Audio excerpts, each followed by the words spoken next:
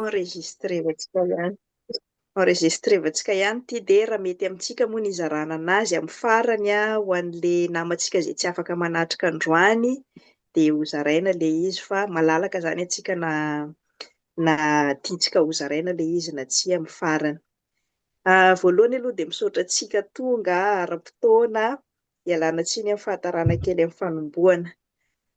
Zavatra anankiroa fotsiny no tiantsika ampahafantarina misimisy kokoa. Matetika moa ny information rehefa atao soratra fotsiny dia misy tsy dia mazava loatra dia le hoe karazana info session na fampahafantarana amin'ny alalan'izao Zoom izao zany opportunité ho antsika hametraka fanontaniana raha ohatra ka misy tsy dia mazava le information efa nomena.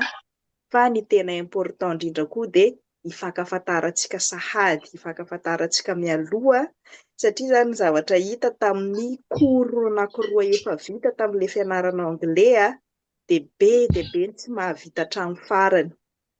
Atsasa maherin'ny mpianatra misoratra anarana mihitsy tsy mahavita hatramin'ny farany dia nieritreretina zany hoe amin'ity andiany fahatelo ity aleo dia ny vao manomboka mihitsy dia ifampiresahana hoe inona no mety olana, inona no mety hosakana, inona ny azontsika hifanampiana mba tsy hisy intsony zany izay le hoe atsasa maherin'ny mpianatra tsy mahavita an'ilay fianarana hatramin'ny farany izay. Dia izay moa no tena tanjona lehibe indrindra zany ankoatran'ilay hoe fahafantarana dia raha ny tokony ho izy ny programany level 1 amin'ny ankapobeny no efa voalamina tsara ohatra ny natao tamin'ilay andiany teo aloha teo, fa ny an'ny level 2 zany ho antsika le efa navita an'ilay andiany voalohany dia mbola malalaka tsara koa tsika miara-manosika-hevitra amin'ny fanatsarana anazy. Misy manana fanontaniana ve tsika aloha teto? Na hoe misy zavatra tianao fantatra manokana mihitsy koa ankoatran'ilay hoe fandehan'ilay fianarana?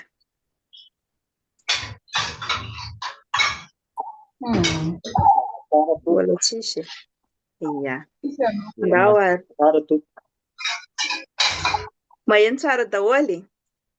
Ia, maheno. Ie. Zaraiko amin'io écran io asa na mahita daholo tsika? Mbola ia. Ia, ohatraohatran'izao zany ny fandehan'ny emploi du temps tamin'ilay andiany faharoa teo. Ny andiany voalohany moa zany le fianarana anglais en ligne vao tamin'ity taona ity izy ity no nanomboka tamin'ny janvier ka hatramin'ny mois de mai ny andiany voalohany. Maromaro antsika andiany voalohany tazako miara-miditra eto mino fa hiditra amin'ilay andiany faharoa fa afaka mamerina manao andiany voalohany koa raha izay no metimety amintsika. Le fianarana zany misy lesona 9 araka nyity hitantsika amin'ilay hoe soratra kilasy ity. Tamin'ny andiany roa voalohany zany niditra tamin'ny janvier sy niditra tamin'ny mois d'août teo dia isaky ny alakamisy sy ny zoma no miara-mianatra amin'ilay mpampianatra. Dia ny mpampianatra antsika moa tena Amerikanina izy, pastora efa misotro ronono ezaka ihany izy raha tafiditra hiaraka amintsika eto mba hanao kokoa fotsiny sy arabantsika fa tena mbola vao eny an-dalana koa izy amin'izao dia ezaka zany izy ho hitantsika eo ihany raha tafiditra amin'ny farany. Fa amin'ity andiany manaraka ity zany nieritreretina hoe atao intelo mianatra isan-kerinandro antsika fa tsy indroa fotsiny. Satria le fiarahana amin'ilay mpampianatra avy dia miteny Amerikanina zany tena mamolaka ny lelantsika hiteny mihitsy. Izay no mahatonga an'ilay izy hoe speaking ny tanjona, ahafahantsika miteny. Ny anglisy moa indrindra ny fianarana anglisy amintsika any Madagasikara, le anglisy britanika no ianarantsika dia matetika koa tsy tena le fitenenana anazy no za manokana moa zany fa tsy fantatro nareo na nanana mpampianatra hafa fa ohatranay manokana hatramin'ny terminal nianatra anglais foana atsika fa tsy mahavoafolaka miteny mihitsy fa mianatra manoratra ihany dia ny examen presque manoratra fotsiny dia ny tanjona amin'ity le level 1 ity zany tena le mamolaka ny lelantsika hiteny anglisy amin'ny fiteny Amerikanina zany fa tsy le britanika loatra. Misy nuance ny kely fotsiny io fa tsy dia samy hafa be koa. Dia Tsy de important loatra zany na tsy mahay manoratra tsika na tsy mahay conjugaison tsika na tsy mahay grammaire tsika. Isany anazava amintsika eo moa rehefa avy eo ny ray amin'ny namana miaraka mpamolavola hoe inona daholo le contenun'le klasy ao asitsika ohatra ho zaraina amintsika rehefa avy eo, fa ny tena tanjona amin'le level 1 zany de tena le haitsika miteny. De zay mahatonga an'le izy hoe 2 fois par semaine avy de miaraka mamerina amin'ny mpampianatra. De ny zavatra ianaranao anatiny ao zany tsy misy hoe ampianatra atsika fomba fiformulevana phrase na anao conjugaison be atsika na anao ohatran'le fianarana mahazatra atsika any an-dakilasy reny, fa tena avy de miteny, tena le miteny mihitsy zany zay no mahatonga an'le klasy zarana anankiroa tsy atao mihoatra ny 20 zany ny isan'ny mpianatra isaky ny groupe mba ahafahan'le mpianatra tsirairay manana opportunité tena hiteny mihitsiny. De tsy ampy anefa le miaraka amin'ny mpampianatra adiny 2 isan-kerinandro fotsiny, fa ilaina koa zany nareo le mpianatra manomana mialoha. Zay le mahatonga an'le izy hoe le miteny no iarahana amin'ny mpampianatra, fa ny tsirairay zany tokony miezaka mialoha hoe manao traduction an'le lesona. Raha ohatra moa ka tsisy fotoana mihitsy zany ianao anaovana traduction de hainao fotsiny mamaky anazy fa lasa tsy hainao zany le hevitra le teny amin'le teny anglais. De izay no mahatonga amin'ity andihany fahatelo ty amin'izay zany misy mpampianatra malagasy anankiray efa mpampianatra anglisy mihitsy ny asany tany a Madagasikara, fa amin'izao fotoana zao moa izy efa aty Etats-Unis koa manambady Amerikanina izy de nanao volontaire zany izy hoe hanampy atsika manomana an'le izy hoe mba fantatra zany le hevitra ny zavatra tenenina. Zay le mahatonga ny hoe ny level 1 zany ny alatsinainy miara-mianatra amin'ny mpampianatra sady miteny anglisy no miteny malagasy io manampy atsika hahazo an'ilay hevitra an'le zavatra ho tenenina. De ny alarobia sy ny zoma na sabotsy mbola ho alamina koa io miankina amin'ny fotoanan'ny mpampianatra atsika no manao an'le pratika miteny amin'izay. Zay zany no tombony atsika amin'ity andihany fahatelo ty de ny herinandro voalohany ianarana ty moa ny emploi du temps tamin'ny trimestre farany teo fa mitovitovy amin'ity ihany zany no ataontsika amin'ny janvier, février, mars. Ny semaine voalohany amin'ny janvier ara sitrapony tompo, deuxième semaine atsika vao miditra sao de mbola misy makafoka sy reraka ny taom-baovao, de 8 janvier zany atsika no mikasa hanomboka manomboka amin'ny fifankafantaratsika. Ny tanjona zany tsy hoe salle de classe de samy mianatra ohatra ny any am-piangonana hoe samy tonga de tsy mifankahay de samy rava de samy miala ny mpianatra, fa hamorona communauté atsika sady mianatra. Zany hoe tsara ihany zany sady mifankafantatra atsika, tsy karaha teo moa hianatra en ligne tsy de tena hoe hifanerasera ara-batana, de mba tsara kokoa zany misy espace ahafahantsika mifandray na de samy amin'ny toerana samy hafa aza atsika. De ny fifankafantaratsika zany ataontsika mandritra ny herinandro voalohany mihitsiny inona ny antony nahaliananao nianatra, inona ny astuce fianaranao anglisy, mbola asitsika teny gasy sy teny anglais kely zany amin'io herinandro voalohany io. Fa manomboka amin'ny herinandro faharoa amin'izay de hianatra momba ny tenantsika amin'izay atsika, sady mianatra vocabulaire, mianatra miteny no tena leçon de vie mihitsy le atao. De ianaranao zany ny atao hoe feeling sy ny émotion, ny value sy ny caractère, ny compétence sy ny peine. Zay ny ray volana voalohany ianarana.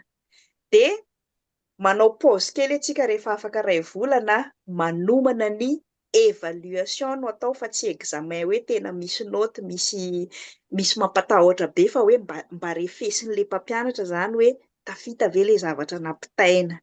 De manana herinandro zany atsika tena hoe manao pause manomana an'le examen fotsiny mihitsiny de nareo mpianatra indray zany no misafidy thème anankiray amin'leo enina voalohany reo de ianareo indray no mamorona manoratra momba an'le izy zany. Eo zany vao misy manoratra kely afaka makataka an'le efa nianarana ihany mampiasa an'le vocabulaire nentina nampianarina tanatin'le ray volana mba ho tadidy tsara zany rehefa anareo tompony mihitsy no manoratra, de anjaranareo mpianatra mihitsy indray koa no manao mpampianatra kely zany mandritra an'le mid-term evaluation.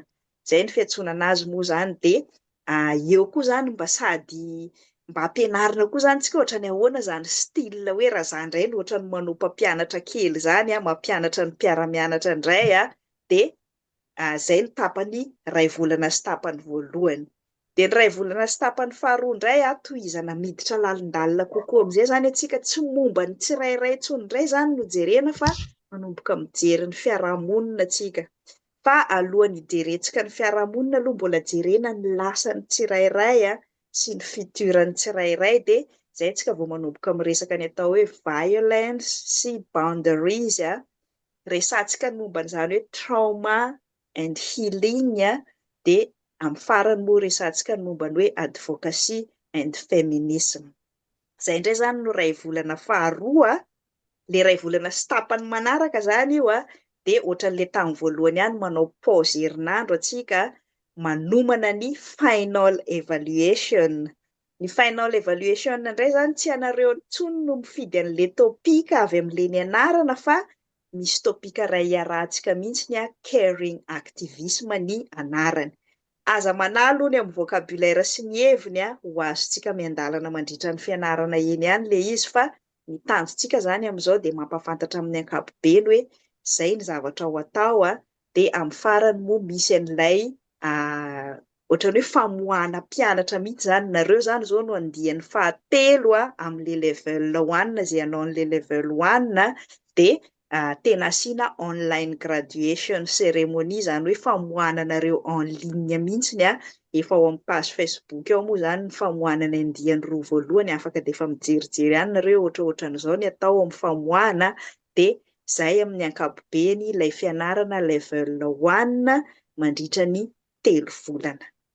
Aleo angamba avy de omentsika sehatra nareo le vao tonga vao mieritreritra hiditra level 1 mihitsy avy de mametraka fanontaniana aloha amin'izay rehetrarehetra efa nilazaina zay, mba so de fanina nareo rehefa avy de azavaintsika koa ny an'ny level 2 manjary vao maika misafiritaka le izy ny anao level 2 raha teo moa zany olona efa navitan'le level 1 zany hoe efa maharakaraka ny fandehan'ireo rehetrarehetra reo. De omenanareo level 1 zany maniry hiditra amin'ilay level 1 ny fitenena raha misy manana fanontaniana. Miaro tsoa manangan-tanana. Saotra betsaka Afaka mampafantatra tena kely ve hoe iza de zay vao mametraka an'le fanontaniana. Miaro tsoa renim-pianakaviana miasa miantsehatra amin'ny société, resaka société civile aty Madagasikara. De en fait zay zany nahitako an'le page nareo voalohany de nahita an'le anglais miantsehatra amina sehatra iraisam-pirenena moa ny tena, de nefa ny tena tsy mahafehy mihitsy ny teny anglisy. De hitan'le izy de zay no anisany anankiray tena namparisika be anahy hoe misy fampizarana le fotoana koa nefa moa tsy ananana firy le hoe andeha hianatra ery sady aty koa efa be tabela izy de tsy fantatra hoe tena mirepondre amin'le tena zavatra andrasana ve le fampianarana, satria zay moa zany le izy hoe tanjona voalohany nenahy hoe le mahay miresaka aloha, satria misy fotoana ianao mety misy vidéo en ligne ohatra amin'le asa de nefa tsy azonao ny zavatra teneniny, misy boky, misy rapport vakina amin'ny teny anglisy, tsy fantatrao le izy fa lasa ohatrany hoe manana recours amin'ny intelligence artificielle foana de le miteny amin'izay rehefa avy eo lasa tsy tena bloqué tanteraka, satria na miteny tsotra ary araka le nazavainao tamin'ny voalohany hoe nianatra tany am-pianarana ihany jusqu'à terminal fa tsy ahafahanao miteny mihitsy le zavatra nianaranao fa imezan'ny olona fotsiny ianao rehefa miteny hoe inona ary zany, tsisy mahazo zavatra teneninao de lasa tsaha mihitsy izany, fa raha vao miteny de tena tsy mahay, tonga de aleo miteny hoe tsy mahay. De ny fanontaniako ao anatin'le resaka fianarana, le horaire aloha zany ny anankiray satria miankina amin'izay, satria hoe ny fanontaniana teo hoe ohatry ny ahoana mahatonga betsaka ilay olona tsy mahavita hatramin'ny farany. Mhm. Dia ny anahy aloha izany no tena blocage voalohako dia eo amin'ilay disponibilité an'ilay izy dia ilay horaire ohatry ny ahoana satria raha vao hoe mbola anatin'ilay ohatry ny hoe fotoana fiasana aty Madagasikara izany dia tsy afaka mihitsy ny ako ohatry ny hoe mety misy fotoana mety hoe afaka rehefa hoe tsisy rendez-vous sy ny karazany fa raha vao hoe fotoana na misy réunion tampoka ny ekipa en interne na any ivelany dia tsy afaka tsy anam-potoana mihitsy izany handray anjara dia izay no fanontaniako hoe ilay horaire ohatrohatry ny ahoana dia adiny firy isaky ny séance moa izy teo. Izay ngamba ny fanontaniako. Avy dia alefantsika koa ngamba ny fanontaniany toavina raha mitovitovy dia miaraka valiko izy rehefa avy eo.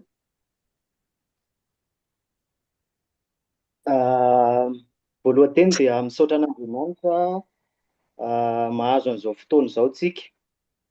Dia manaraka izany dia misaotra anareo izay mpikarakara ihany koa manome fotoana, manome sehatra ahafahanay mianatra anglais.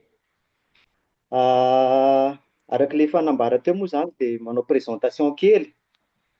Dia ny anarako Toavina, mpianatra avy aty amin'ny STPL Atsimon'ny Avoko. Izany hoe mpianatra ho pastora izany, manambady ary ny vadiko dia mpianatra ho teolojiana ihany koa. Troisième année aty izahay izao, izany hoe aty Atsimon'ny Avoko, aty amin'ny faritra akaikin'ny Betafy no misy anay. Ny antony izay nahatonga nanao an'ity fianarana ity dia voalohany indrindra aloha izany atao amin'ny STPL isaorana ny tompo fa misy connexion gratuit izao dia afaka mianatra izany dia misaotra ny tompony amin'izay dia mampiasa an'izay fanomezana iraisinay fa fanomezana avy amin'ny Jesosy ilay izy dia ampiasaina ihany koa sady opportunité koa ilay hoe fianarana anglisy sady mba te ahay sy ahafehy izany hoe fitenenana amin'ny teny anglisy izany. Ny fanontaniako efa napetraky ny namana teo aloha teo ihany ilay sasany fa misy tsy arako kely fotsiny dia lana tsiny tamin'ilay fanazavany teolojiana Bruna teo. Ilay andro ianarana raha tsy diso ohatry ny hoe in-telo isan-kerinandro ilay izy. Ohatry ny efa niteneninao teo ihany fa izay no ifonako hoe somary tsy arako kely izy teo fa nisy anona kely dia andro inonavy ilay mianatra dia ilay fanontaniana fanampy moa izany efa napetraky ny namana teo hoe amin'ny firy dia adiny firy. Izay ny fanontaniana fa misaotra anareo roa nametraka an'ilay fanontaniana efa manomboka sady moa izany mifankafantatra sady atsika eto. Ny fanontaniana miaro sy toavina teo raha ny fahazahoako anazy resaka ilay fotoana. Ilay 3 andro izany araka ny efa any amin'iny afisage iny alatsinainy, alarobia dia zoma. Izany hoe mba mifanelanelana izany hoe avy mianatra nareo latsinainy miaraka amin'ny mpampianatra dia mba misy fotoana iomananareo manokana ny talata. Dia miaraka amin'ny mpampianatra indray larobia dia misy iomanana manokana indray lakamisy dia zoma indray ny miaraka amin'ny mpampianatra. 1 heure isan'isany izany ilay fiarahana amin'ny mpampianatra.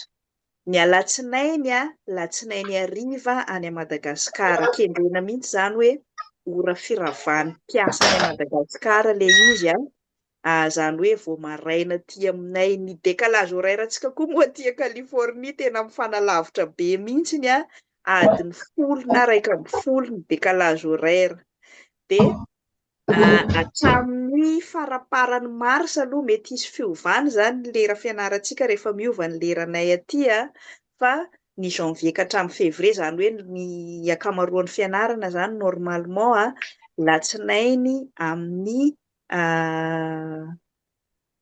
somary vérifier kely ny décalage horaire antsika amin'ny 5 sasany maraina aty aminay aty izany normalement amin'ny 9 sasany hariva any Madagasikara.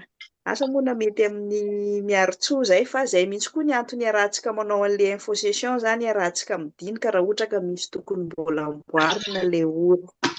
Ny latsinainy izany amin'ny hariva any Madagasikara. Dia ny larobia sy ny zoma koa raha ny tokony ho izy tokony maraina indray izany io aty aminay aty dia hariva any Madagasikara foana fa somary taratara kely Hatramin'izay zany mizara roa ilay fidiran'ny mpianatra.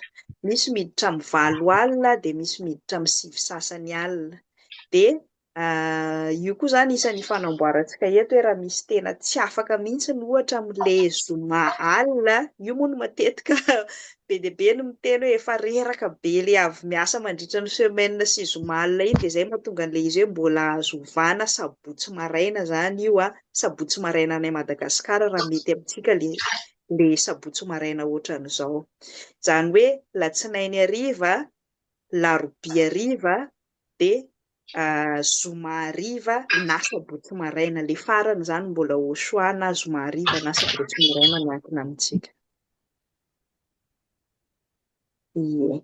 Raha le zoma alina moa no mety amin'ny miarotsoa dia ezahana ho alamina eo raha ohatra ka tratra, satria ilay mpampianatra antsika koa zany lasa miasa zoma maraina dia mety ho sarotsarotra ihany, fa ezahana moa zany. Izay ny antony eo antsika mialoha zao dia alamintsika any amin'ny mesazy ihany moa izay tena ora farany. Mbola manana 2 volana be izao tsika mandrapahatonga ny janvier no manana anazy rehetrarehetra. Asana voavaly ve mifanontanianareo roa tanatin'izay? Voavaly.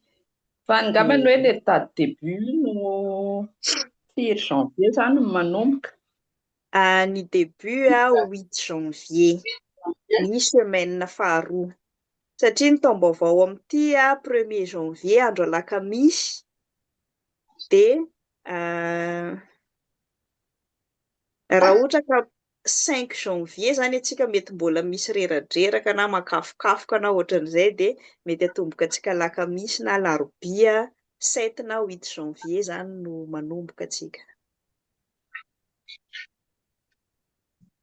Dia hatramin'ny 28 mars moa zany andro sabotsy io na 27 mars no anaovantsika an'ilay online graduation. Azafady ngamba farana hoe le horaire moa 2 heures par séance zany. 1 heure par séance. Miankina amintsika ihany moa zany ny mpampianatra zany manao disponible 2 heures. Ny misy hatramin'izay zarana groupe anankiroa, misy miditra amin'ny 7 dia misy miditra amin'ny 5 sasany alina, satria misy tena rava alina be ny sasany. Fa hatreto moa zany nareo mbola vao herinandro koa moa zany izay no nosokafana ilay fisoratana anarany, dia mbola tafiditra groupe iray zany aloha nareo hatreto. Raha ohatra ka groupe iray nareo ka te hianatra adiny 2 dia azo tanterahana ilay izy, fa normalement aloha zany tokony hoe adiny 2 isaky ny mianatra, zany hoe adiny 3 isan-kerinandro miaraka amin'ny mpampianatra. Fa ny ankoatran'io nareo tokony manao travail personnel, zany hoe tena feno mihitsy ilay 5 andro dia isan'ny zavatra tena ampianarina indrindra antsika vehivavy koa moa zany, antsika ny tena prioritaire, fa tsy hoe manao tsinotsinona ny toavina antsika eto fa itsika vehivavy zany matetika tsy mba manana fotoana ho an'ny tenantsika mihitsy, hoe mba hampandrosoana ny tenantsika, mba hampivoarana ny saintsika sy ny fahalalantsika, dia mba ampianarina koa zany antsika hoe mba manokana adiny 2 isan'andro mihitsiny ho anahy manokana iny le fianarana raha teo, tsy dia le hoe fianarana mila manao par cœur be sy le tena le hoe mbola andreraka koa, fa sady fiarahantsika vehivavy mba fikambanana izay le tanjona amin'ilay izy hoe communauté, fa tsy hoe salle de classe fotsiny en ligne ilay izy dia tena mba hoe fotoana fialantsika sasatra natokana ho antsika mihitsy ny tanjony, dia tsy atao lava be zany fa atao adiny 2 fotsiny. Eto nangoatra mbola nanangan-tanana.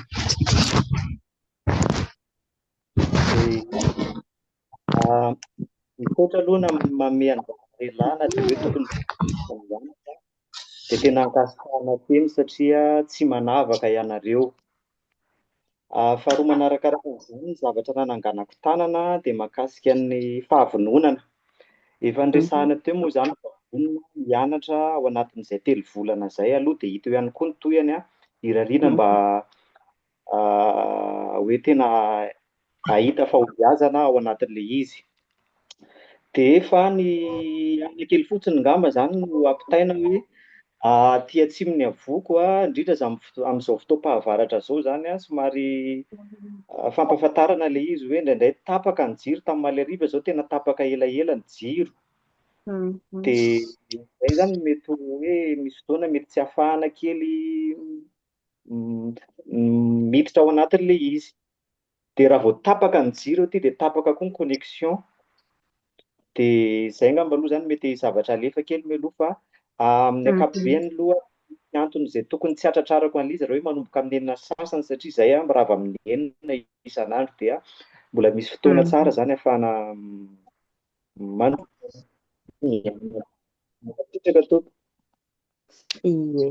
Ia, tena misaotra anao mihitsy koa moa ny lazan'izay fa raha ny tokony ho izy zany le izy tsy tokony hoe zavatra atao hoe antery be dia tsy maintsy enjikenjena be na tsy mifampi-comprendre antsika zany resaka jiro tapaka zany efa manomboka normalisevana zany le izy any amintsika any mba milaza mialoha fotsiny zany rehefa tsy afaka mianatra dia isaina hoe nianatra ihany ianao dia ny fianarantsika koa ohatran'le ataontsika amin'ny Zoom amin'izao zao ezahanao enregistrena le izy dia ho an'izay tsy afaka mianatra zany mba manao rattrapage mijery enregistrement dia misy fanontaniana zany apetraka ao anatin'le enregistrement mba hanamarinana hoe afaka nanaraka ihany ianao après raha sendra hoe tapaka ny jiro na tapaka ny connexion.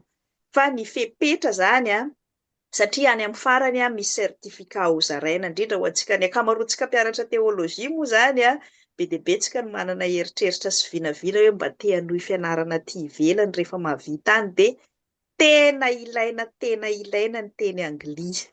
Na antsika mbola any atsimon'ny Havoko ary za koa nianatra tao atsimon'ny Havoko tamin'izany fotoana zany ny document amin'ny teny gasy sy ny teny frantsay tena vitsy kely ny teolojia fa rehefa mahay mamaky anglais tsika na ny bible work ampiasaintsika ary tsisy français le izy fa tena hoe en anglais zany ny akamaroan'ny document dia ilaitsika be foana zany le anglais ary indrindrandrindra ilaitsika be ilay mahazo lettre de recommandation raha ohatra ka manana faniriana hoe hanohy aty ivelany dia tombony antsika zany io satria ny mpampianatra antsika Amerikanina zany recommandation avy amin'izy koa pastora Nisotro Ronono rahateo tena navita doctorat en théologie mihitsy izy dia zany mahazo lettre de recommandation avy amin'ny reverend docteur en théologie zany isany hoe tena apoingeza be ho antsika indrindra mianatra teolojia moa zany dia raha mahavita hatramin'ny farany an'ilay fianarana zany dia sady mahazo certificat no efa nampanantena ny mpampianatra hoe afaka manohana antsika amin'ny lettre de recommandation izy.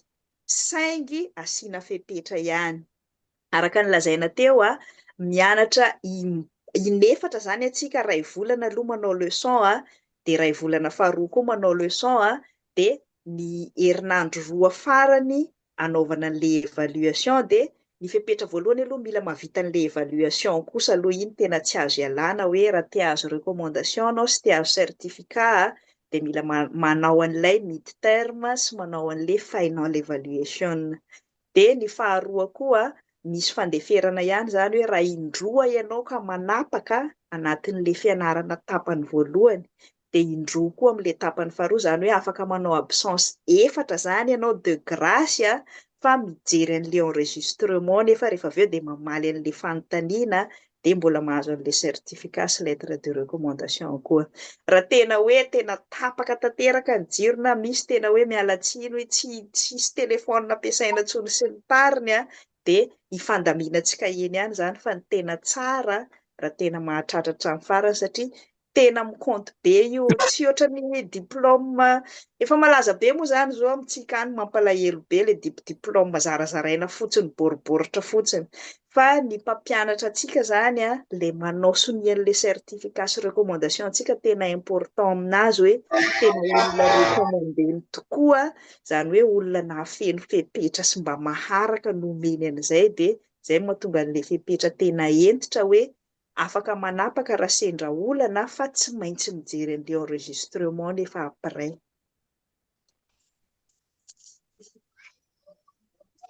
Asa namahavavaly an'le fanontaniana? Mitsaotra tompoko, mankasitraka fa mazava tsara. Ia, raha tsy manana fanontaniana intsony antsika amin'le level 1 dia ny level 2 moa zany no vaovao. Ty zany manangan-tany azafady Bruna. Oi, azafady. Ie, miala tsiny fa tsy hitako le tanany Eva. Misaotra ny Lorraine.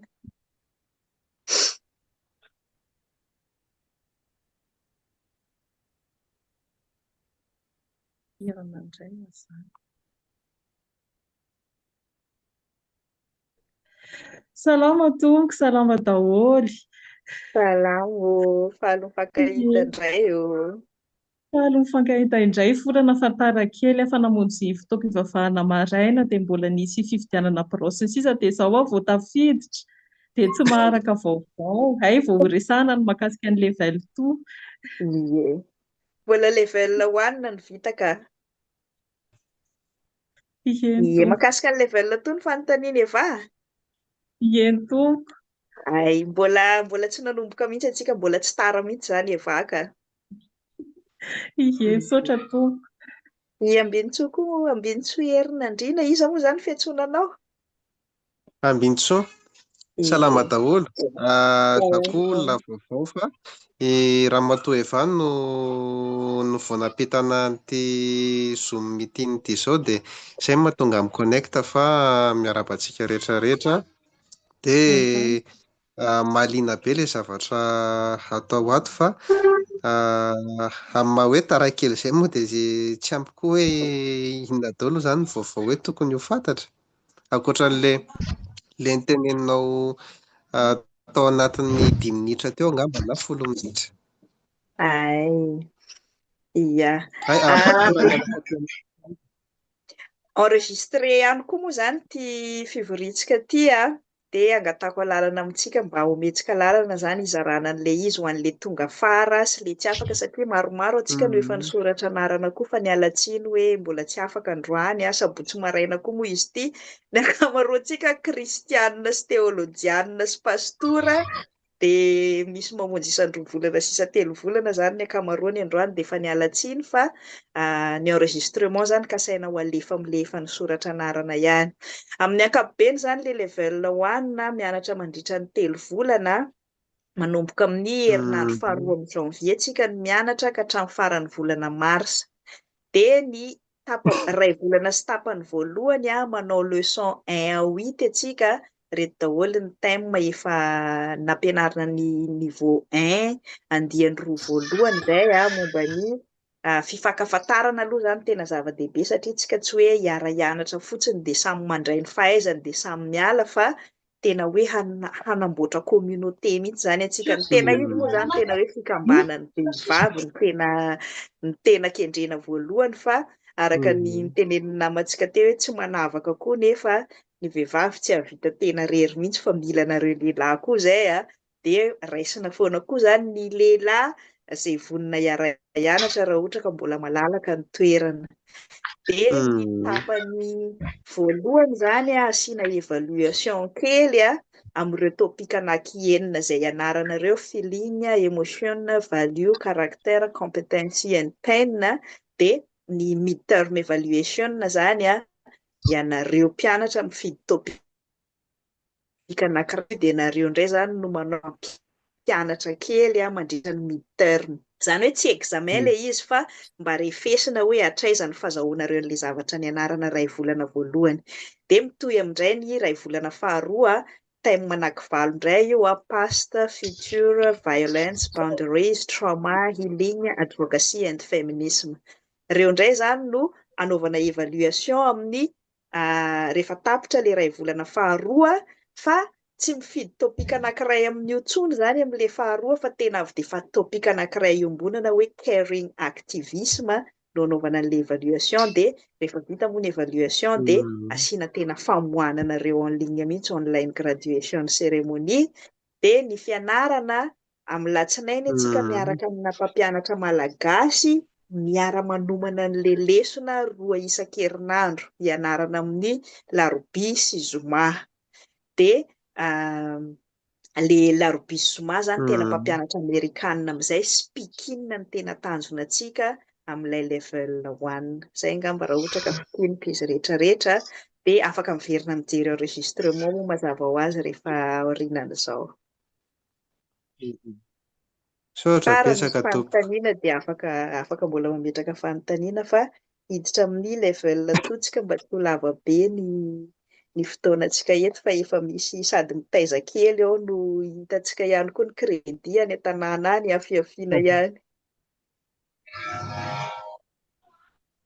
Iya. Ny level 2 zany tiany vaovao. ho an'izay navita level 1 na izay efa mahatsapa hoe tena fa mahafehy tsara an'ilay anglisy fa ny tena tsara zany hoe tena olona efa navita an'ilay level 1 zany hoe efa mafatapantatra misimisy kokoa momba ny tenany zany dia miditra amin'ny level 2 amin'izay tsy speaking fotsiny indray zany level 2 fa tazomina ilay fahaizantsika miteny ilay efa nianarantsika 3 volana voalohany fa ampiana resaka writing mihitsy indray zany amin'io dia atombo ny resaka discussion zany hoe atombo ny vocabulaire haintsika, atombo ny fahasahiantsika miteny anglisy dia ny level 2 zany miaraka amin'ilay mpampianatra malagasy tsika isaky ny talata hariva ihany io dia miara-mianatra amin'ny John ihany ilay mpampianatra amerikanina tsika isaky ny lakamisy. Zany hoe manao writing zany atsika isaky ny talata dia manao discussion atsika isaky ny alakamisy. Dia tsy le thème nianarana tamin'ny level 1 intsony ny atao fa miditra lalindalina kokoa tsika vehivavy ao amin'ny baiboly indray zany no ianarantsika.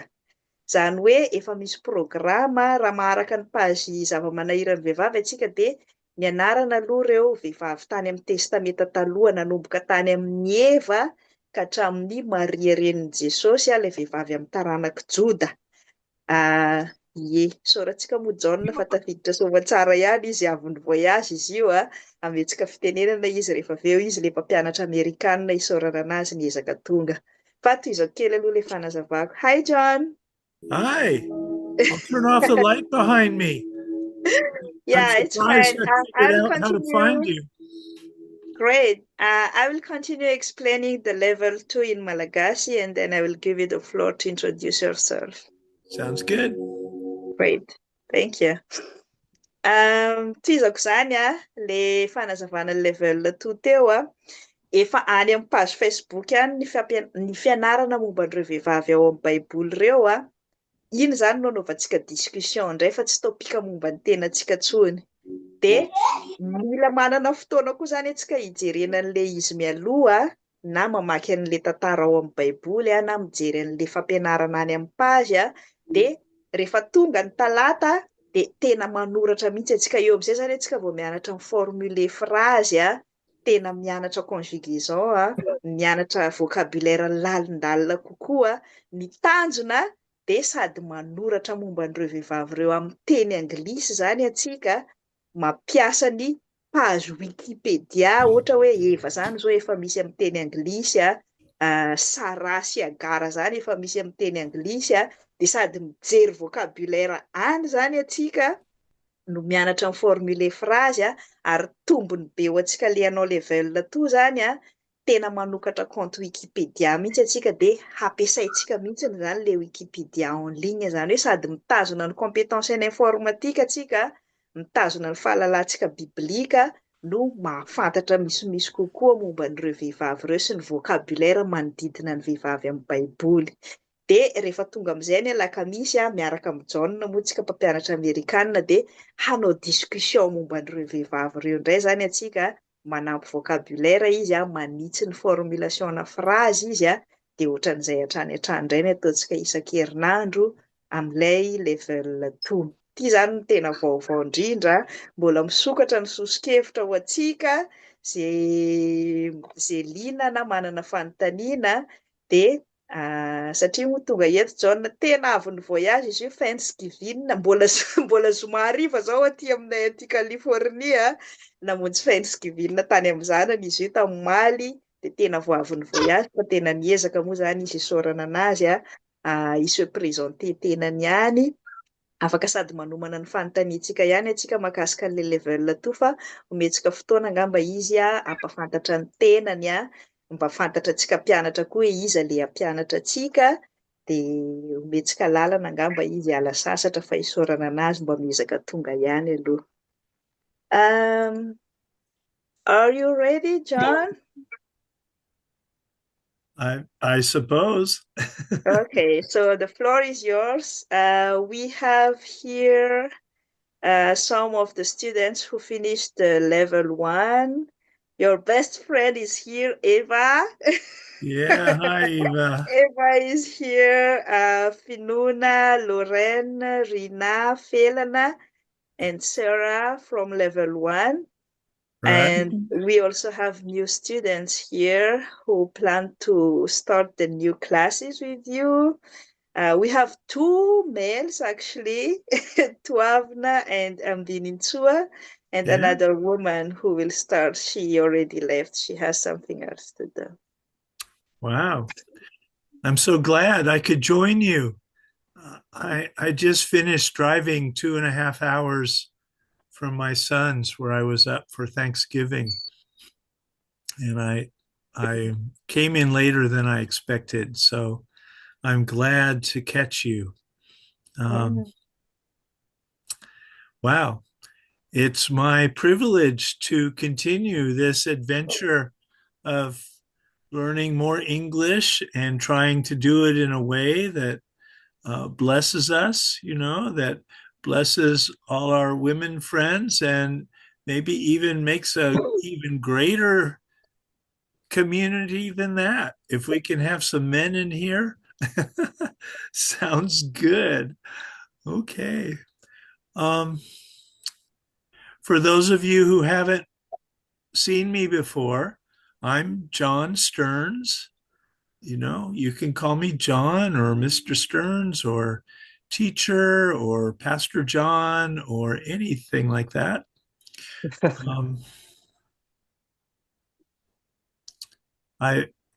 You probably know I've taught 2 classes of 2 months duration to a lot of you. And now we're going to expand into writing related things and things that are related to getting ready to publish articles and writings about women who are inspiring to all of us. So without the details, that's what we're trying to do. And we welcome you into that. Not sure what else to say. Do you have questions while you have a chance? While you're thinking about this course, do you want to ask me some questions?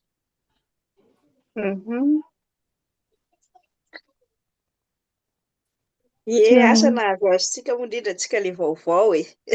Nampafantatra ny tenany izy teo resaka vetivety kely fotsiny mahakasika ny hoe fanampianatra an'le kilasy 2 voalohany dia misy manana fanontaniana ve tsika ho anazy.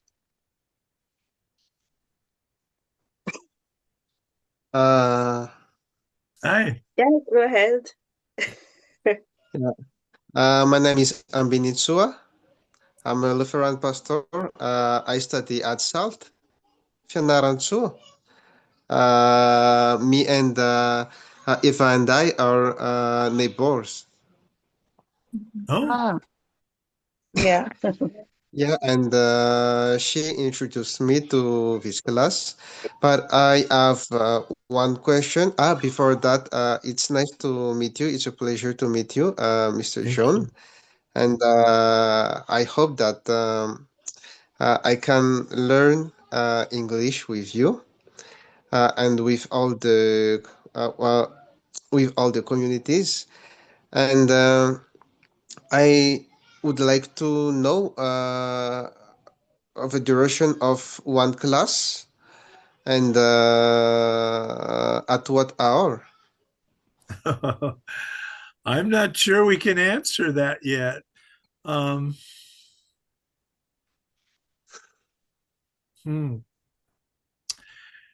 Help me, mommy. Those are logistics. Because I'm a working man now and I don't know what my jobs will be in the new year, I'm not sure what I can work around.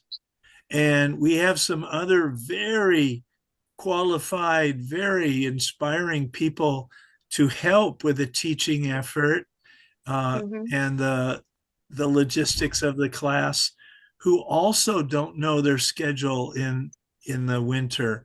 So we're pulling everything together without knowing the details at this point. We're gathering people who are interested and trusting God for the details to be worked out. That's the best answer I have right now. Can you add to that, Mami? Yeah. Yeah, thank you. That's actually the best answer we all have right now.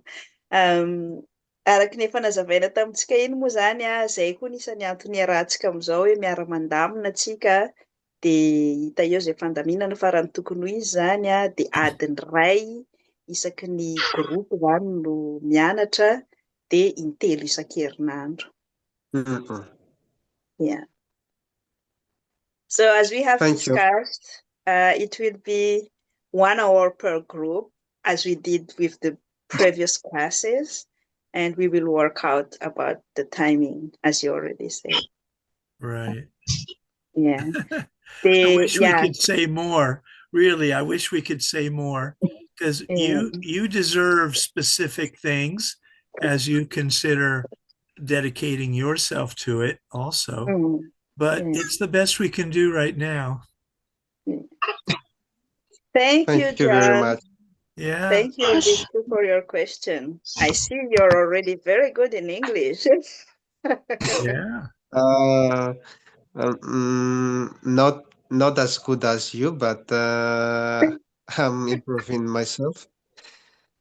I've already did many classes in English, but I'm rusted because I think that the last time I talked in English for a class was 7 years ago. Really? You have a good memory. Wow.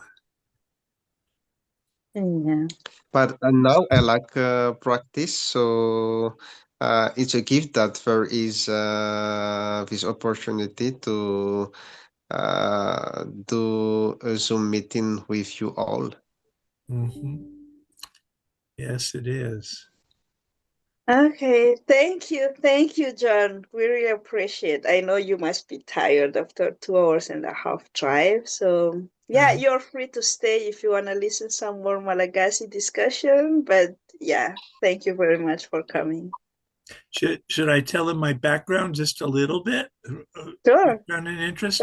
Just for those of you who haven't met me before, you may be interested to know that I graduated from the University of California with a psychology degree, and I went to seminary and had a Master's of Divinity awarded to me, and became an ordained Presbyterian pastor. And not too long ago, like 2017 or 18, I went back to school at the same seminary and got a doctor of ministry with an emphasis in pastoral care and counseling. And so that's kind of my academic background. But generally speaking, I'm very, very interested in the living of all of that.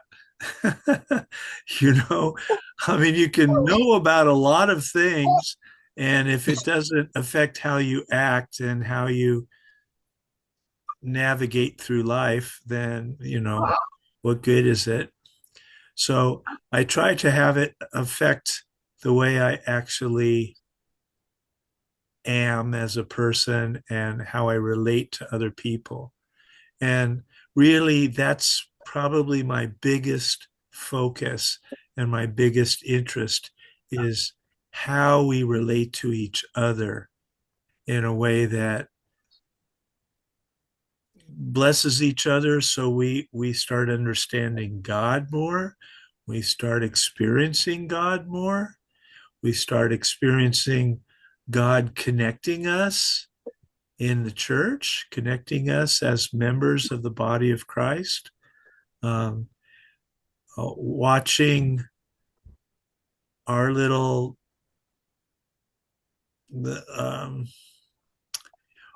temples of the Holy Spirit being built into a bigger and bigger cathedral of the Holy Spirit, as we're built together into the same building, the same, living body of Christ. All of that, and how to find our own mission in that, our own witness in that, our own abundant life in that. That's what I'm focused on. And that's the main reason I'm here. I mean, I see that in Mommy Bruna. So, I can't let her go. I want to do something with her. And I want to explore that kind of relationship with each of you, and assist you understanding how to relate to each other also.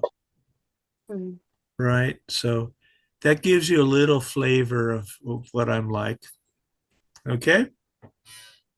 Okay. Can you also share a little flavor about your teacher, especially English teacher's background? Well, sure. I taught English in Taiwan for a year to mostly Chinese people in evening schools. These were working people and sometimes students who wanted to spend extra time in the evening to learn English. So they were called English conversation classes. I did that for a year, and it was a really good experience. So because of that, I know what it's like to teach students who have a lot of English background, but who still need a lot of practice and experience hearing and understanding each other, listening and understanding, and also speaking. It's hard to learn how to speak English without doing it, right? So I learned, I met a lot of students who knew a lot of English, spelling and grammar, and they could read, but they couldn't speak and they couldn't listen. So if you're like that, don't worry. It won't surprise me, and it doesn't slow me down. I'm just glad to know how to come in and start building on that. Let's see. I taught English second language in a high school 10 years ago for a year, in a school here in Hayward in California. That was like 9th, 10th, 11th graders, so younger people than you, but it was more experience. And I'm back in that same school now, teaching middle school kids. These are like 6th grade, 7th grade, 8th graders who are trying to improve their English so that they can be better ready to succeed in high school. What other experience have I had? I think that's it. I know what it's like to be on the other side of trying to learn a new language, because I've studied French, I've studied Spanish, Hebrew, and Greek, and Mandarin Chinese. And I'm not very good at any of them, but I know what it's like to try. I was almost good at French a little while, when I was a kid. And in college, I started to get good at Spanish, but both those times are a long time ago. So I'm rusty, as Ambanitsua says, rusty. That was an interesting word to use. I've never heard a English student say rusty. That's a good one. Yeah. Okay. Thank you so much, John. Thank you for the introduction.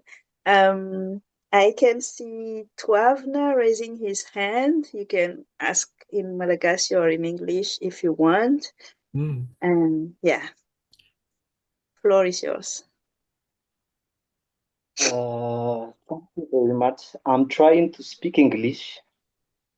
First, thank you, Pastor John, for your introduction. And I don't have a question, but I just want to say I'm very happy to know you as our teacher here in this community. Thank you. Yeah, my pleasure. Thank you for saying so. Yeah. Okay. Eny ary, efa lasa lava be ilay fotoana ny eritreretina 30 minutes efa adiny iray mahafinaritra ilay antsika efa miezaka mifandray fa jerentsika ihany koa ilay fotoana misy namantsika mety ho maika. Misy manana fanontaniana ve mahakasika an'ilay level 2 satria isan'ny zava-baovao koa zany amin'ity fianarantsika ity manomboka hatreto zany ny alàna amin'ilay hoe misy atsasa maherin'ny mpianatra tsy mahavita hatramin'ny farany iny dia efa misy karazana hoe coach kely zany antsika zany hoe leader miara-manampy araka ny fanontaniana sy fanazavana teo moa zany manana mpampianatra anankiroa zany antsika tena mampianatra fotsiny mihitsy ny asan'izy ireo dia za zany hatramin'izay no niezaka nigerer ny lafin'ny logistika rehetrarehetra dia nisaorana ny délégué tamin'ny andiany teo aloha teo moa zany i Lorraine sy Finoana no miaraka amintsika eto fa mbola any koa i Emilienne sy Tahina isany hoe miara-miasa amiko zany amin'ny lafin'ny logistika, amin'ny fanampiana antsika mpianatra, amin'ny tsipitsopitsony ny informatika sy ny tariny dia ometsika fitenenana koa zany izy roa vavy amin'ny farany nazava amintsika misy kokoa hoe ohatrany ahoana le tena fandehan'le fianarana amin'le level 1 ohatrany ahoana le fanaovana an'le examen ohatrany ahoana no contenin'le cours raha ohatra ka mahaliana antsika zany zay rehetrarehetra zay dia izy roa vavy no marana antsika ny fitenenana raha ohatra ka tsisy manana fanontaniana intsony antsika mahakasika an'ilay level 2. Yeah. I Eva manana fanontaniana? Yeah, sorry, I had a trouble with my reception earlier and I missed some informations about the time. Actually, what time do we start each Tuesday and Thursday? It is supposed to be in the evening. We will define the time by January, at least before we start the class. But yeah, we will have a conversation about it. But normally it should be the same as we did with the level 1 from 8 p.m. in the evening or somehow in the morning, if that is the only option that works for both our teacher and for you guys who register for the level 2. Thank you so much. Wish we could say more.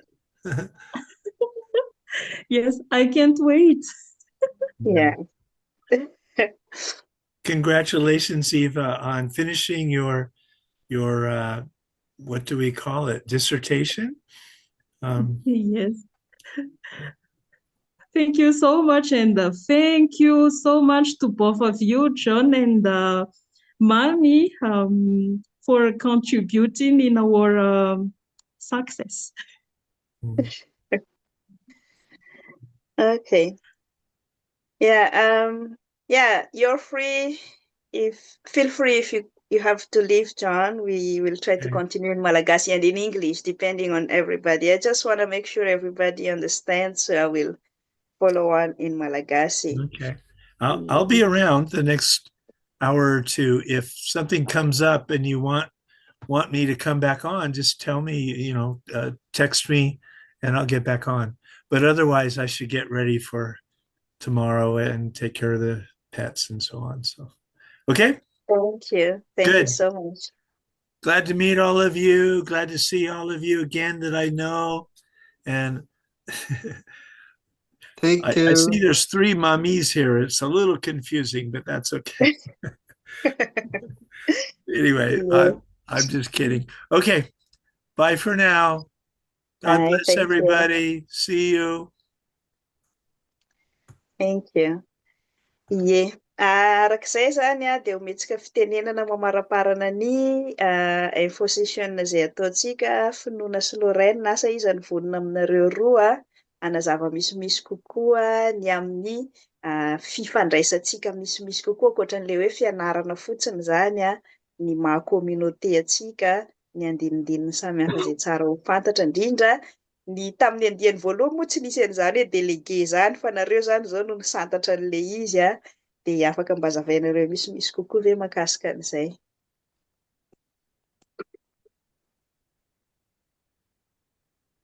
Izay vonona aloha na Lorraine na Finoana.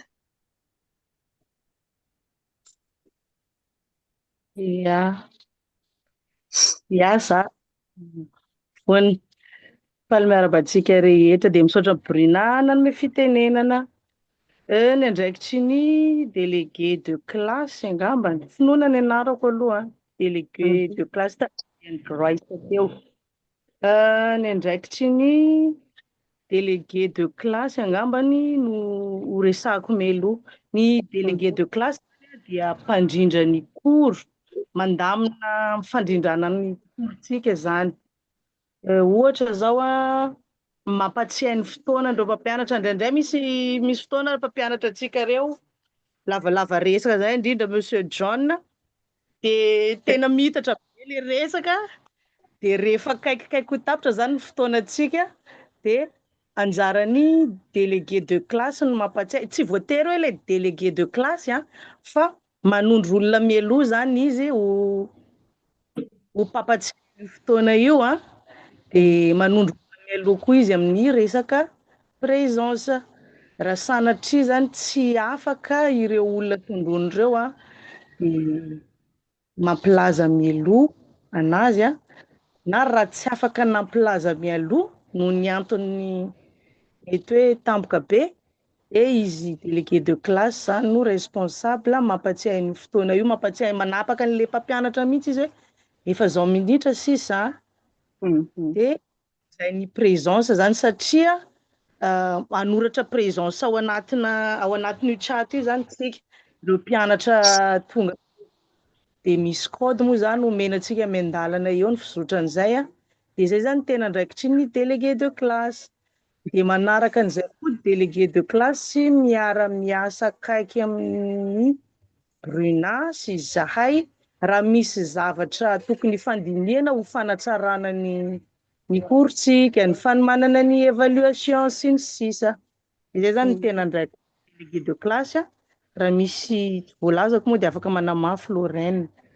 Dia ny fandehan'ilay presque efa voalaza amin'ny Bruna moa zany fandehan'ilay évaluation teo fa fizarana astuce kely ohatra amin'ny fizotrony fanomanana ny fianarana.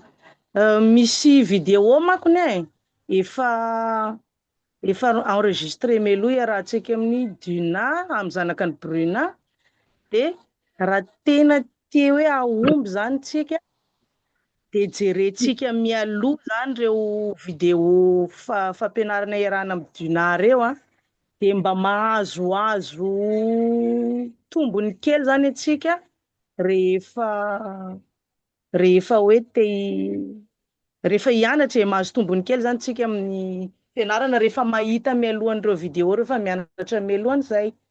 Dia ao anatin'ny courtsika sy napetraka zay na efatra na telo eo dia tokony handray anjara daholo zany tsika mamaly an'io fanontaniana kely io dia tena tsara homanintsika mialoha mihitsy zany mba tsy hoe ny mpampianatra ihany sady mametraka fanontaniana no izy ihany no mamaly anazy eo, fa tsika rehetra ilay anatin'ilay cours zany dia irina mba handray anjara ao anatin'ilay fanontaniana na ohatra ny discussion kely any amin'ny faran'ny cours.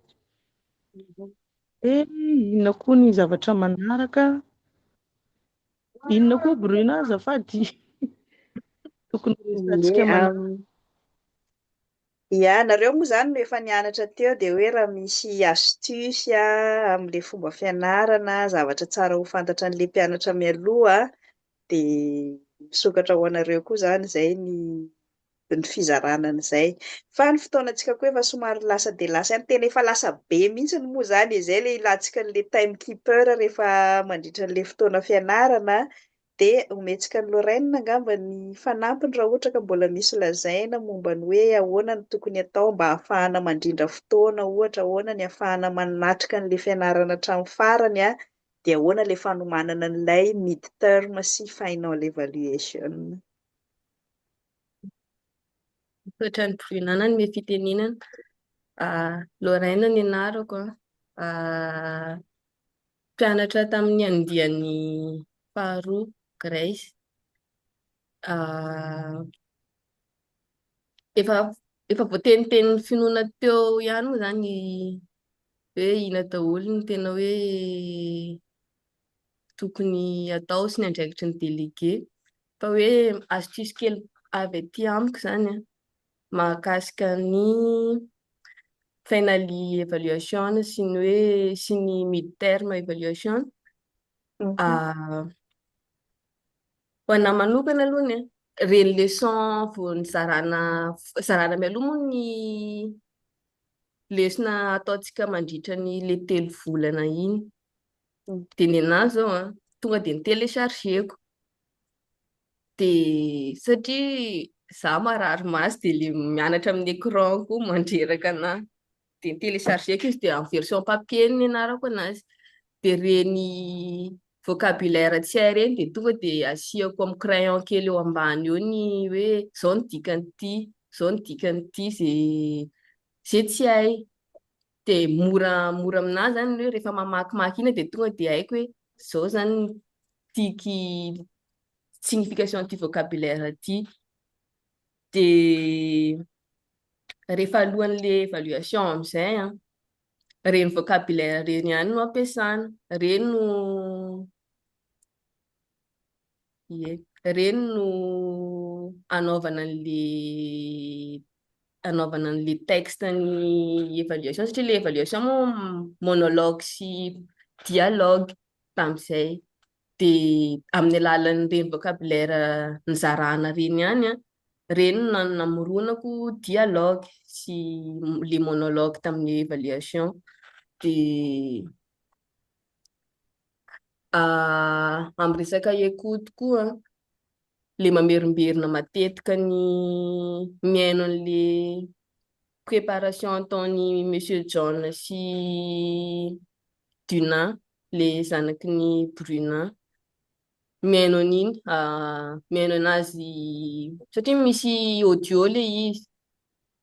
Dia le maso mijery an'le texte en papier zany sady miaino an'le izy en audio. Aminahy mitazona kokoa aminahy zany. Dia izay mba anisany mba nanampy anahy, tsy haiko na mety hoe hanampy anareo fa ny olona moa zany samy manana ny fianarany. Dia ny inona moa resaka ponctualité rehefa hoe mba tsy havery fotoanantsika betsaka tokony hoe rehefa hoe miditra amin'ny 8 dia miditra amin'ny 8 zany amin'izay tsy midatra lavabe ny fotoana no hoe tsy tara koa anao amin'ny lesona izay efa nataon'ny olona. Izay ny avy aty amiko. Satra betsaka. Mankasitraka anareo roa zany mizara an'izay astuce torohevitra dia izay indrindra zany nisany andraikitra n'izy roa. Efatra moa zany zareo fa ny solon-tenandreo anankiroa mbola tsisy eo mety hoe tsy ho araka anay sy ny mpampianatra fotsiny irery ihany zany ny mba manaraka ny besoin-tsika na rehefa sendra olana eny inona moa ny dikan'ity, ahoana ny fomba ataoko raha ohatra ka sendra zavatra ohatran'izao mandritra ny fianarana. Dia eo zany finoana sy Lorraine miaraka amin'ny Malala sy Tahina koa moa mbola namantsika eo hiakompania antsika eny satria za io zany amin'le fotoanany fanomboana ohatran'izao sy any amin'ny évaluation ihany no mety hoe tafiaraka amintsika indraindray dia mba hialana amin'le hoe za rery zany no miezaka mamany fanontaniana sy izay manahirana antsika eny dia isaorana an'izy efatra vavy koa moa zany efa nanolo tena hiara-hiasa amiko hiara-hiasa amintsika na level 1 na level 2 zany raha misy besoin-tsika mpianatra eny an-tenatenany eny dia efa manana an zareo koa zany antsika manolo tena hiara-hiasa zany hoe tsy zavatra atahorantsika zany fa tena misokatra ny fametrahana fanontaniana tsisy hoe fanontaniana ratsy fipetraka na fanontaniana adaladala zany amintsika ato fa tena hoe malalaka antsika rehetrarehetra mifanampy amin'ny rehetrarehetra dia amaramparana antsika anazy angamba Ambinitsoma Nangatanana dia mba saika anontany kely fotsiny aho hoe misy groupe WhatsApp ve izy ity sa Facebook sy inona ny anaovana discussion raha misy hoe anontaniana tampoka? Tsara fipetraka be ilay fanontaniana Facebook moa zany aloha hatreto no misy an'ilay page isoratana anarana iny dia normalement tohizantsika ny discussion ohatran'ny any groupe faharoa teo zao ny andiany Grèce tena sady nisy Facebook ry zareo no nisy WhatsApp dia tsika fahatelo koa moa zany ezahana koa hoe sady mampiasa email koa tsika indrindra ho an'ny level 2 dia tena tsika hanoratra sy hianatra hanoratra mihitsy dia ho ampiasaintsika daholo zany na messenger na WhatsApp na email dia ny Wikipédia koa moa zany manampy amin'ny andiany faharoa zany hoe sady mianatra mame teknôlôjia zany antsika no mianatra anglisy no mianatra ny momba ny tenantsika zany hoe momba antsika manontolo mihitsy dia araka an'izay koa raha misy zavatra hafa hitantsika mahaliana ny andiany blessing zao tena nisy andiany anankiray zao groupe anankiray tena hoe nanapa-kevitra mihitsy ry zareo andao tohizantsika sina discussion ankoatran'le fianarana mihitsy andao sina fiarahana mivavaka 10 minitra isaky ny rava zany hoe tena malalaka zany antsika malalaka n'le Zoom raha tianao zavatra hafa ankoatran'le atolotra tena hoe natao antsika mihitsy zany le communauté dia afaka mitondra zava-baovao ohatra hoe ampianatra anay ampiasa Snapchat na ampiasa TikTok na ampiasa malalaka be zany tsika natao ampivoarana antsika tsy voafetra mihitsy le zavatra azontsika atao ato. Saotra indrindra tompoko. Misy message nalefany felana dia tokony mitovy amin'ilay taloha ihany ny ora ianarana izahana zany tazomina io le 20 heures io dia le 21h30 koa fa afaka miteny felana raha mety amin'ny besinimo maro fa mba manentana ny rehetra hoe mba io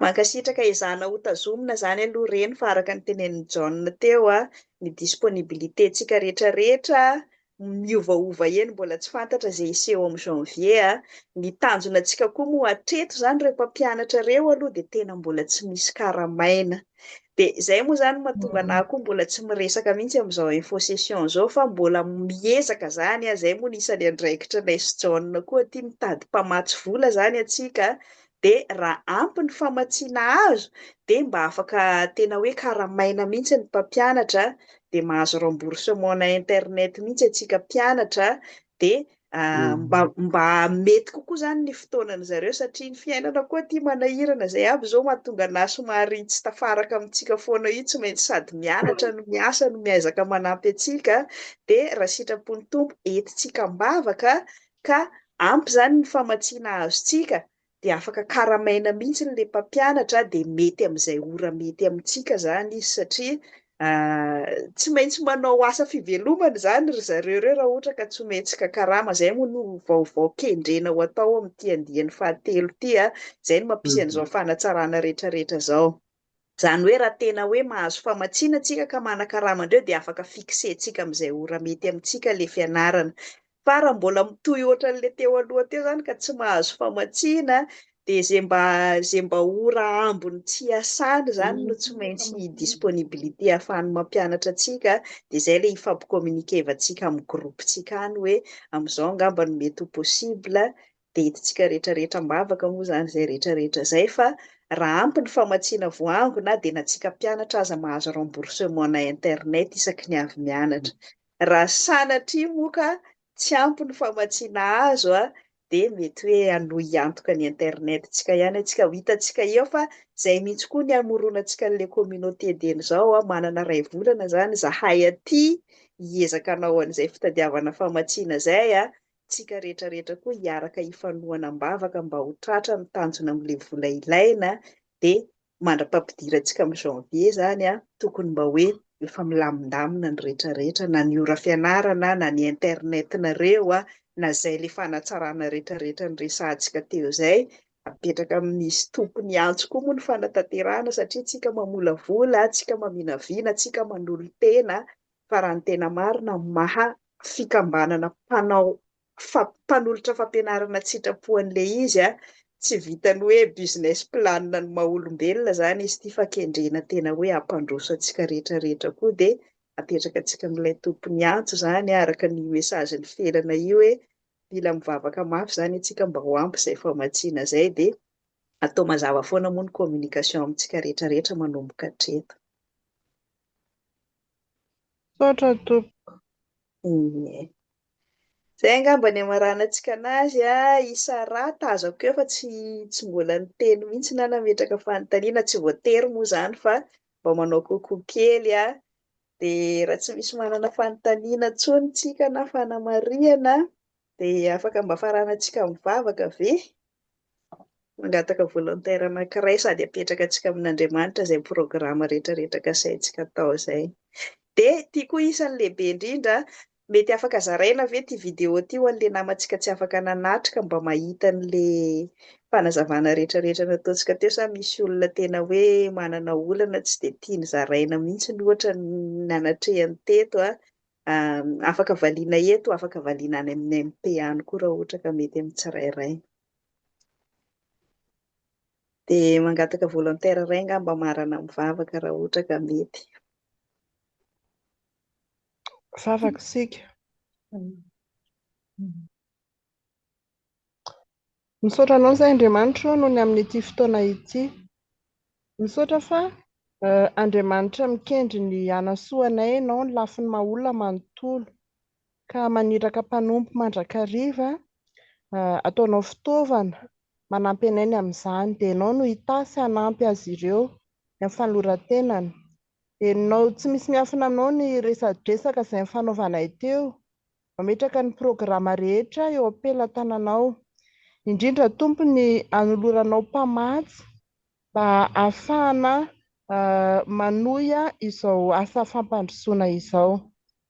Dia misaotra fa fotoana izay ahafahanay ny fankafantatra ny fankahalala ity androandroany ity ny izahay no ifandao fa ianao kosa tsy mba handao na hafoy anay fa meteza hiaraka aminay hatrany hatrany. Ametraka ny androm-piainanay eo am-pelatananao izahay amin'ny anaran'i Jesosy irery ihany. Amen. Amen. Dia mankasitraka antsika rehetrarehetra koa ny fomaraina amin'ny asabotsy tokony hanaovana grâce matinée dia mba mandefasa MP izay tena hoe tsy mety aminy izarana an'izao vidéo izao satria respektena koa moa izany ny safidintsika tsirairay avy amin'ilay izy dia mankasitraka indrindra dia mirary soa bon week-end daholo. Isa rasy rina tsy eno mihitsy ny ao.